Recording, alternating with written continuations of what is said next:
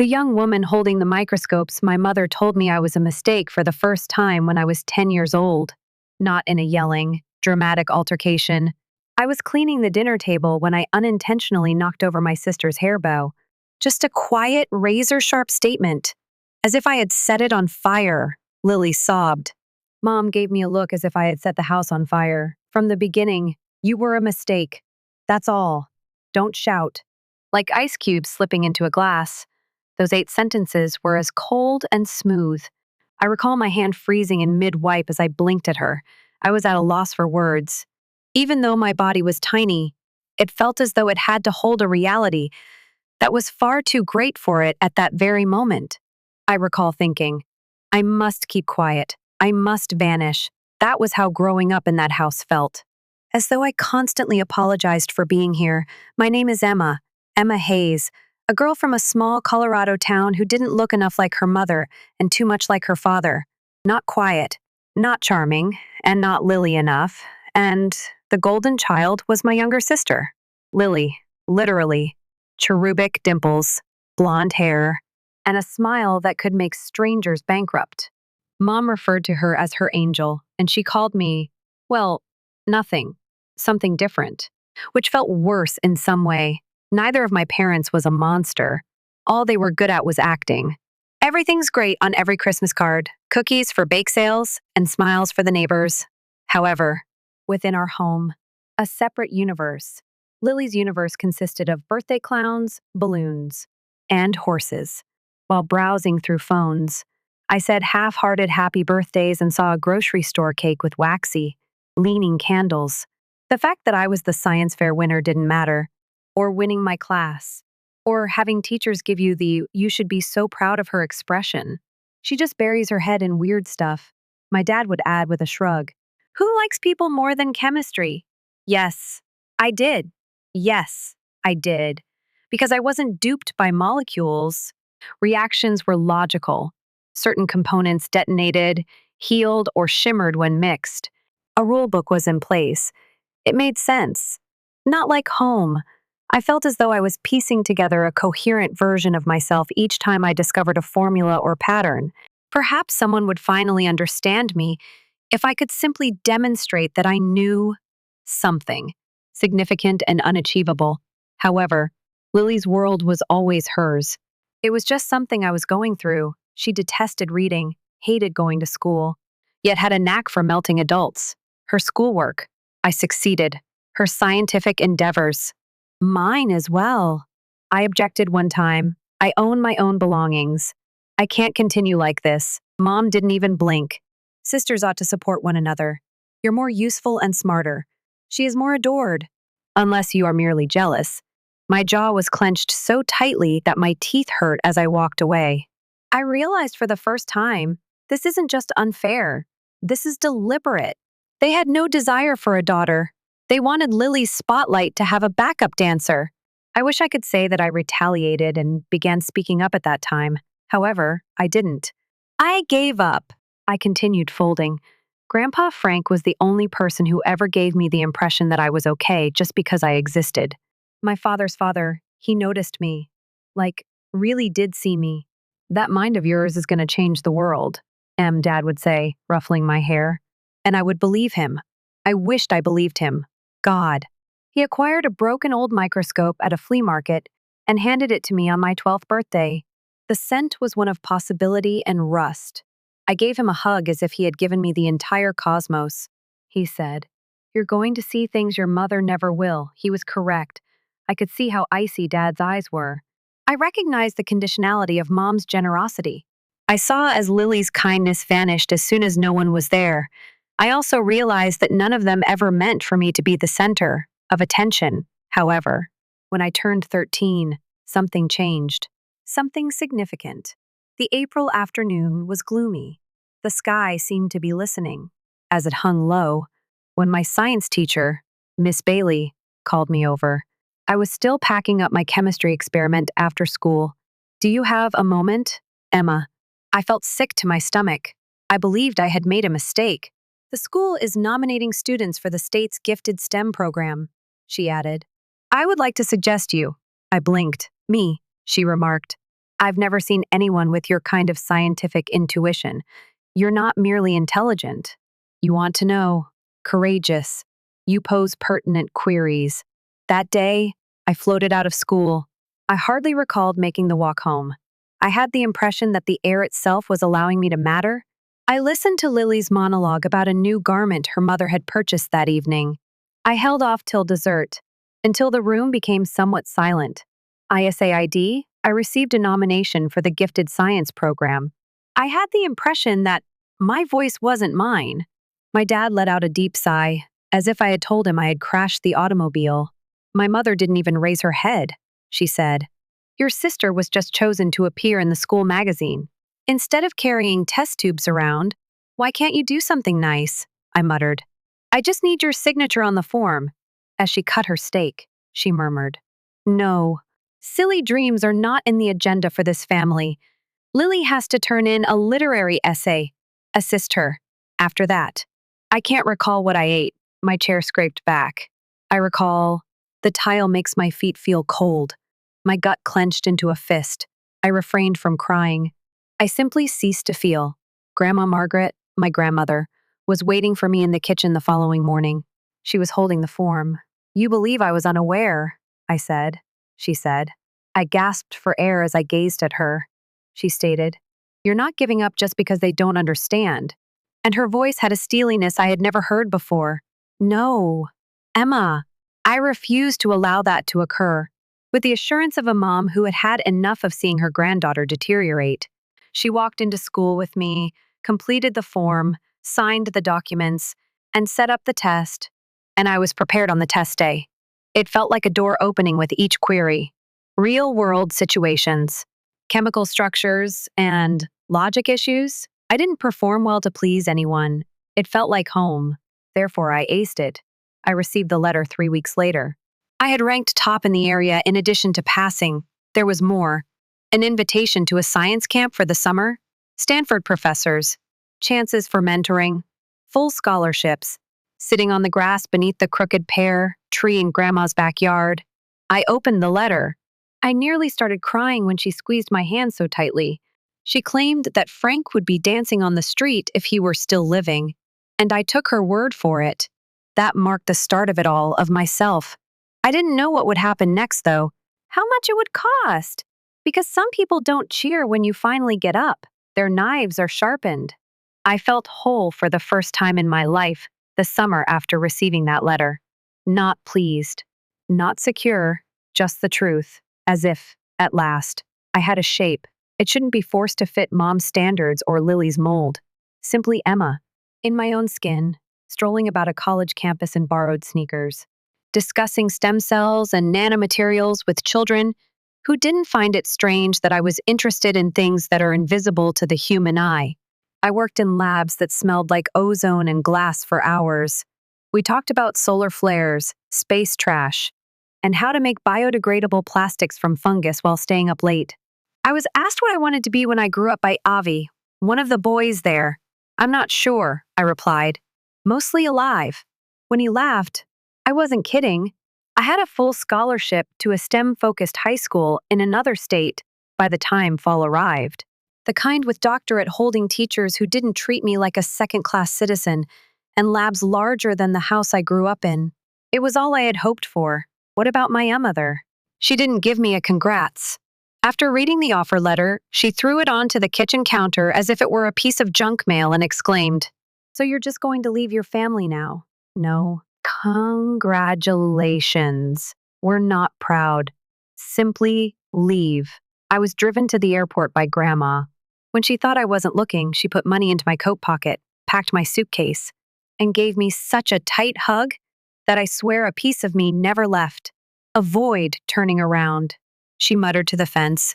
"Just keep going." Yes, I did, for a time. I did some studying. Hard. Created a life out of midnight vending machine dinners in the dorm lounge, petri dishes, and 3D printed models. I spent the holidays away from home. Every time I phoned, Mom made sure I felt bad. Sometimes Lily would respond, always chirpy. Fake sweet always. "Hey, jaw genius, this time. Remember to send Mom a birthday card." Mid-sentence, I would occasionally hang up. I'm not sure what I was anticipating, but that call was unexpected. It was September, a Tuesday. As part of a summer research grant I had secured, I was working a late shift in the Boston University lab. Ethanol was the fragrance of my gloves. When I didn't want to be noticed, my hair was tied up the same way it always was. It was a break when the call came in. FaceTime. The name of Mom flickers over the screen. I was unwilling to respond. However, I did. She was stirring something while standing in the kitchen. Lily is texting in the background, she remarked in a low voice, as if she was unaware that she wasn't alone. With the way things are going, he might not have much time left. I straightened my posture. Who? As if she had only noticed I was on the call, she turned and blinked. Oh, you heard that. Who might be running out of time? With blood dripping from my hands, I repeated the question. Oh, my dear. It's not a major situation. Grandpa only has a slight cold. Then I sensed it. That silent, perilous sensation.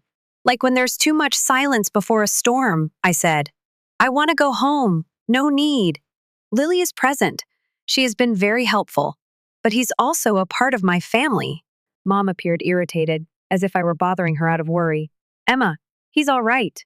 Over a sniffle. Do you believe your grandfather would want you to stop your research? Shortly thereafter, she hung up. It rained that night, hard, with my heart racing from something I couldn't yet identify. I sat by the lab window and watched the city lights fade behind water-stained glass. Sadness, fear. I heard a soft voice in my stomach saying, "Go now." It was 2 weeks later, not a single update. Grandma's phone was constantly off, even though it was normally on and ready for my calls. I made an effort to avoid spiraling. Perhaps she simply forgot to charge it, I thought. I told myself everything was all right. After that, I stopped talking to myself, purchased a ticket, kept it a secret. I arrived without warning. The first destination is Grandpa's home. It used to smell like motor oil and coffee, similar to safety, like lemon water and jazz on the radio on a warm afternoon. It was quiet now. The door was opened by Lily. She gazed at me as if I were a ghost from a past she believed to be forgotten. Emma. She squinted her eyes after saying that. Why are you in this place? I went to visit Grandpa. Grandma too. They're where? She blinked once more. Too quickly. They're not present, not here. What do you mean? They're not at home. I have no idea where they are. Emma. I'm busy. She began to shut the door. I'm their granddaughter. Lily. I responded, my voice crisp for once. This is where I reside. No longer. She murmured. Go now, please. She slammed the door in my face after that. The house was no longer mine in an instant.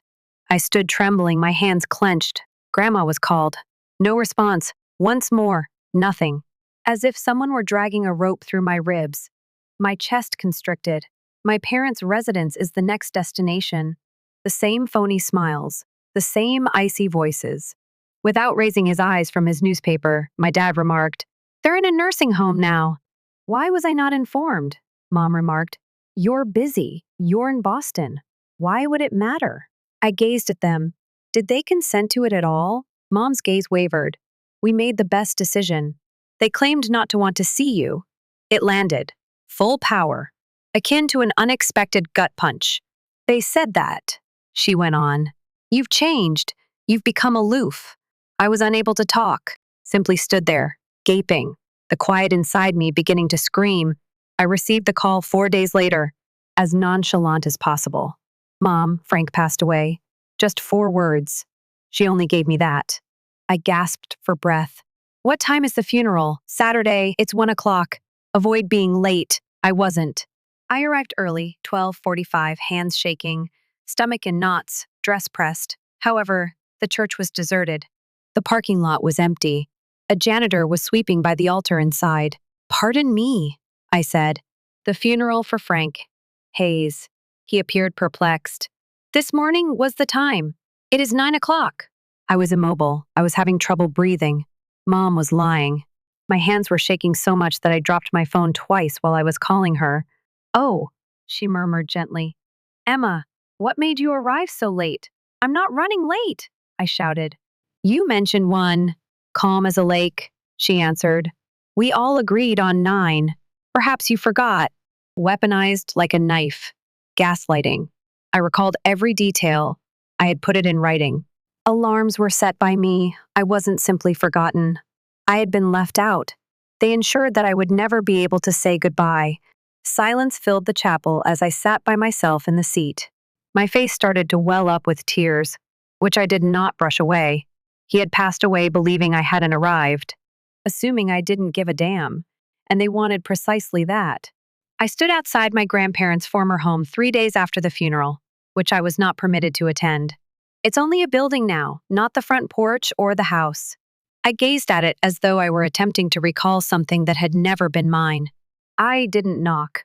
For a time, I just stood there, the air heavy with the scent of late October, wood smoke, fading leaves, something dry and sharp.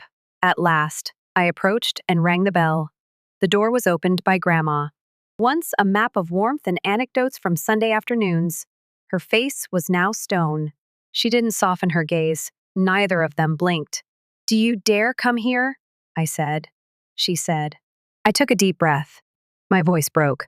I have to discuss Grandpa regarding my absence from the funeral. She began to close the door. I didn't leave him behind, I blurted. They misled me. The funeral, according to Mom, was at 1. I arrived on schedule. I swear to God that I arrived on schedule. There was a flicker, like a curtain moving in the wind, in her expression.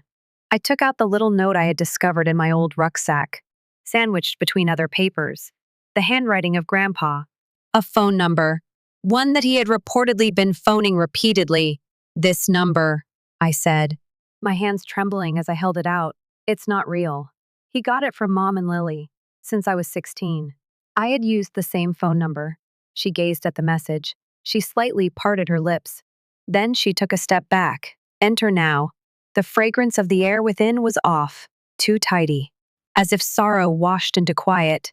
As if someone had attempted to remove all traces of affection. I wasn't. Offered tea by her, didn't inquire about my well-being. She stood there, holding the message in one hand as the other hand trembled a little at her side. Then she called someone. Instead of the gentle, understanding voice I recalled, hers was abrupt and clipped. Tom, Julia, Lily. In an hour, I want all 3 of you at my house. Bring the attorney, not tomorrow, please. Right now. She sat down after hanging up, opposite me, retaining the note. I knew something wasn't right, she said. However, I allowed myself to believe them. I was not interested in seeing it. You never failed to answer my calls, I muttered. She gave one nod, until all of a sudden I didn't. And you returned nonetheless. I was undone by just one sentence. The folks who taught me that family could be the most savage form of betrayal were gathered in the living room an hour later.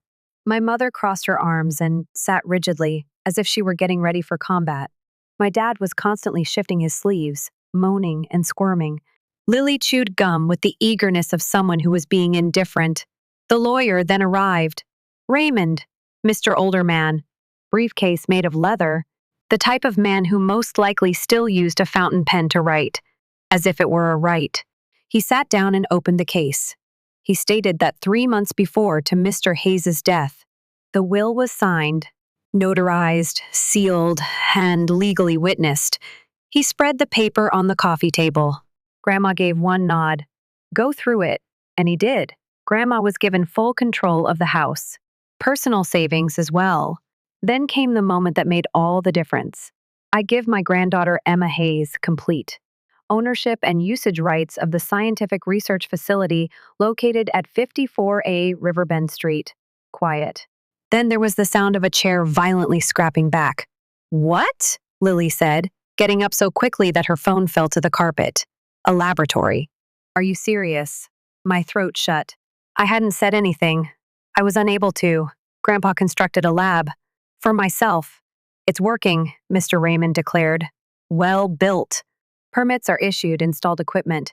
Lily appeared to have been slapped. This is nonsense. It's not all there is.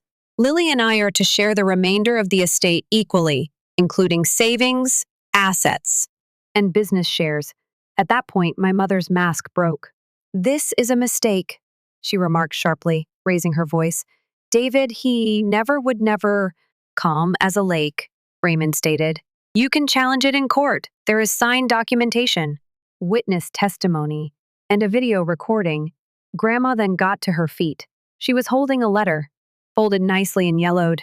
She remarked, he left this for Emma. She started reading with a barely audible tremor in her voice.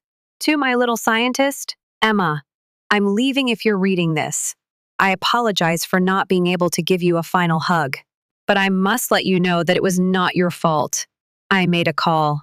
I waited. Even when they attempted to convince you that you were alone, I still had faith in you. I designed the lab so you could be yourself without ever needing permission. Go alter the world now, I broke. Not due to the inheritance, not even due to the laboratory. However, because he was aware, everything, he continued to have faith in me, still had affection for me, still wished for my victory. With my chest full of all I had swallowed over the years, I wiped my face, every missed birthday, every lost chance, and every instance where someone responded, "You're just being dramatic." Lily then burst into flames. This is not fair to her, she yelled and pointed at me as if I had rigged the entire thing. You promised me if I just played the part, if I just pretended to care, she said, turning on our parents with wild eyes. My father's face was exhausted. Mom became rigid. The lawyer came to a halt in the middle. Lily was starting to fall apart. I went every weekend, grinned, and listened to his old stories for hours on end. I'll get the house, you promised. The cash, everything, my mom growled. You're embarrassing yourself. No, I'm being honest, Lily yelled. You told me that Grandpa would leave everything to me if I only pretended to be nice. I completed everything correctly. I got up slowly. I sounded clear, almost serene. Lily, why did you have to pretend to be someone else in order to compete with me if I'm so worthless? Dead quiet. She winced as if I had struck her. That lab is useless anyhow, she whispered. In there, playing with your chemicals. You're going to die alone. In my own words, I'd rather die alone than live pretending to care about people I don't. Grandma turned, her words piercing the atmosphere like steel. Lily, she said, Emma didn't steal anything, so you didn't lose. You were unworthy, which is why you lost. Lily stopped. Your granddad wasn't loved by you. You entertained him. The mask is now cracked. At last, my mother stood up, her mouth clenched. Mom, there's no point in blowing everything up about this.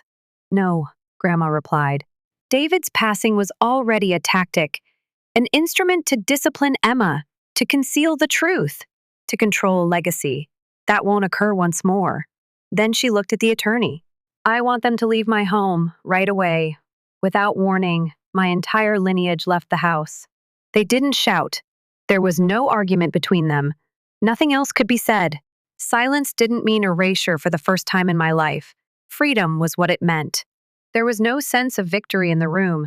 The sting was still present, but it felt like an old wound had finally been treated. Grandma didn't cry when my parents and Lily went. She didn't pass out. She didn't even take a seat. For a while, she stood by the window, as if she were observing something dissolving in the atmosphere. She then turned to face me, took a yellow envelope, the same type Grandpa always used for his handwritten letters, out of her pocket, and said, There's one final item. She clutched it as though it were heavier than it actually was, as if years had passed before it was opened. He advised me to read this only in the event that the truth was revealed. That time, in my opinion, is now. Even though her voice was quiet, it echoed like winter church bells around the room. She unfurled the letter steadily while I stood there, gasping for air. To my life companion, Margaret, I'm leaving if you're reading this.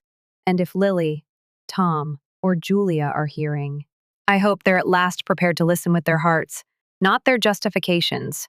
People don't want to acknowledge it, but I've lived long enough to know that family doesn't always love the way we expect. They can love under certain situations, not always. But she loved honestly. Emma are Emma, not flawless, not compliance. Just be honest.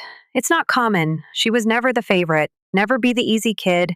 She was always herself, though. She posed inquiries. She paid attention. Even though it made her little, she got to her feet. Despite the loneliness it caused her. The only person in this family who has never made me feel like a burden is that girl. Nevertheless, you all gave her a sense of unity. You lied to me, and I know it. As if someone had sliced the air in two, the room fell silent. She changed her number. You claimed. She didn't make a call. She couldn't visit because she was too preoccupied with her studies. I called nevertheless. I left notes. Like a stupid fool, I waited by the phone. Because I knew deep down that Emma loved us and always would. You simply prevented her from displaying it. My throat constricted. My mom turned her head away. My dad's face had turned white. Lily. She remained silent. She simply sat as if someone had disconnected her from the program she believed she was starring in. I didn't have to say sorry. Truth was what I needed. And I want it said now if I can't have it in life. Emma should know that I never saw her as invisible. There is never a second choice. That laboratory I constructed, it wasn't a present. It was a pledge. Because all children have the right to develop into their true selves without needing permission. Grandma's eyes were red yet concentrated as she carefully folded the letter. Her voice was forceful as she stated, "That's what he wanted. The lab isn't only for you to inherit. However, you should live in truth, without having to listen to falsehoods any longer." I remained silent. I simply nodded. At the same time, my chest felt both full and empty. I stopped crying in private at that point. Grandma then looked at the attorney. She had a straight back. She spoke without trembling. "If it's legal, I would like to add an addendum to the will," she stated. "Tom, Julia, and Lily are not permitted to enter this house again after today." Mr. Raymond's eyebrow went up. Families that compete are not uncommon. However, this grandma held out the letter and stated, "This goes to court if they try to contest." Lily got to her feet as if she had just been set on fire. "No," she replied. "Nope. You have no right to ban us," Grandma interrupted, saying, "I do. Because I am the only member of this family who did not see Frank's passing as a chance."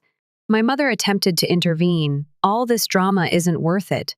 Grandma slowly and deliberately turned her head. "Your father believed his grandchild didn't give a damn when he passed away. That was your doing, and you want to downplay the truth now that it's out." "We brought her up," my father yelled. "Isn't that worth anything?" I chuckled. Silent, resentful. "You brought me up as if I were an accident that you had to put up with," my mother said. "Emma," in the same icy tone I had heard growing up. "Watch what you say." "No," I replied. "Take caution. Because I've had enough of swallowing everything to maintain harmony. Because of you. I was unable to attend my grandfather's funeral. Because of you. He died believing that I didn't care. You are not allowed to remove that." I then looked at Lily. "And you," I replied, "pretended to be the ideal granddaughter for a whole year. Do you believe that this was your worst day? The instant you made love conditional, you lost it." She opened her mouth, but nothing came out. Grandma took one more glance around the room. "I want everyone to leave my house. Right now." No yelling was heard. Don't ask at the last minute, just the sound of a door closing and footsteps. The home was suddenly quiet once more. Not empty, though. It felt weird to be silent. As if, at last, something sacred was being safeguarded. Grandma and I sat for a while after they went. Nothing to say. Only the creak of old floors and the buzz of the refrigerator. She eventually got up, took 2 mugs to the table, and prepared tea the way Grandpa preferred with additional honey and a squeeze of lemon. "I believe this is the first time in my life that I have ever put peace before appearance," she remarked. I took a slow drink. My hands were still shaking. I muttered, "You did more than that." "You made the right decision," she grinned. Weary, soft. "It was because of him that I did it. As well as for you." We remained seated till nightfall. Then she whispered something that made me laugh. "I'd like to learn." I blinked. "What do you learn? What are you doing?" "In the laboratory." "I'd like to know, so that I may tell Frank everything when I see him again." I couldn't hold back my tears. Because love looks like that. Not a performance, not authority, simply appearing, again and again. Despite the pain, That letter was read out loud in the living room 6 years ago. Grandma stood up 6 years ago and declared that there would be no more masks, lies, or family dinners when love was accompanied with a receipt. It's been 6 years since I quit pleading to be taken seriously. Grandpa secretly built me a lab on Riverbend Street, which is now more than just a lab. It's like a last love letter wrapped in science and steel. It has transformed into a home unlike any other. Not the one with the chilly birthdays and pink drapes where I grew up. We began modestly. It was only Grandpa's hand-drawn blueprint, some used tools, and me, with notebooks beneath my cheek and cables tangled in my hair. I used to nod off at the desk. However, things grew gradually. A university friend also joined, then another, a graduate of chemistry who detested academic politics, a young robotics student who aspired to create for more than just patents, others who had likewise been forgotten, not understood, told they weren't compatible. For a time, we referred to ourselves as the Misfit Lab, half as a warning, half as a jest. As of right now, the Frank Hayes Research Center is our official name. We emphasize affordable technology and clean energy. 7 peer-reviewed papers have been published by us. 3 federal funds were obtained, teamed up with a nonprofit organization to deliver solar-powered water purifiers to remote communities that are still overlooked by the service. However, that isn't the most important aspect. Grandma always arrives with her blue-covered notebook and a warm apple pie at precisely 2:30 p.m. on Wednesdays. She refers to it as her handbook for an 80-year-old scientist. She documents everything. I describe each experiment. We test each battery, each and every molecule I name. She always responds, "I want to understand, so that when I see your grandfather again, I can tell him everything." She occasionally brings in a newspaper piece on a recent finding. She occasionally brings lilies from her garden inside. However, she consistently provides a form of love that is devoid of demands and inquiries. A love that mends without acting as though the injury never occurred. It's been 5 years since I last spoke to my folks. Not with malice, but with peace. I blocked their phone numbers. I deleted all of the emails. That portion of myself had its locks changed. Lily made one attempt to get in touch. A lengthy, meandering message from an unknown number claimed to be jobless, that she was supposed to assist her parents with their debts, that we might reconnect. "Remember that we're family," she said as she concluded. I didn't answer. I also didn't remove it. I held onto it. It serves as a reminder of my progress, rather than evidence that she was still attempting to take advantage of me. Of the things I will never go back to, at one point, my mom contacted the lab, left a message on the voicemail. She remarked, "I just wanted to hear your voice." Before she could finish the statement, I removed it. Not that I'm cold-hearted, because I'm not the girl who needs her mother's blessing to think she's valuable anymore. Silence no longer makes me cringe. I understand the distinction between being excluded and deciding to leave.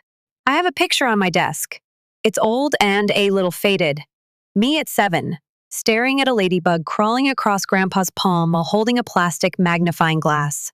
My hair wild, and my mouth hanging agape. His eyes glowed as he pointed at it, as if the entire world were contained within that small red shell. The following is written in fountain pen on the back of the picture. The world is going to change because of my little scientist. I doubt I'll ever be able to make a difference in the world. However, mine has altered. Betrayal has become a boundary for me. Silence into a sun-facing lab with windows. I've created a house where people can be loved without lying, where truth need not be concealed and questions are appreciated. I was once questioned by a student in my research group why I didn't go to Caltech or MIT to work. She said, "You're good enough. You might become well known." I peered out the lab's glass door. The steps were lined with wildflowers in bloom. Grandpa and I used to pass those same ones on our way to the flea market. Because I never had to ask permission to be myself anywhere else in the world, I explained. Their house is not necessary for me. They don't have to apologize to me. Love that never had to be earned is the foundation of my life. Was it worth it? In my opinion. The heartache, the quiet, the truth. When it came like fire at last, indeed. Because this was what remained once the lies were removed. A young woman holding a microscope. A man has faith in her, and the silent, unyielding, shining reality that she was always right to be.